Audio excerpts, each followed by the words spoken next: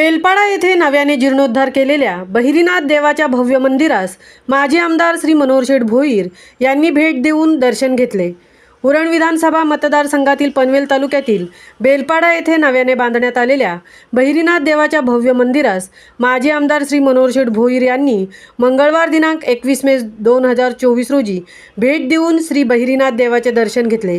बेलपाडा गावात श्री बहिरीनाथाचे नवीन मंदिर बांधण्यात आले, त्यासाठी माजी आमदार मनोहर शेठ भोईर यांनी सिमेंटच्या 800 गोणी दिल्या होत्या।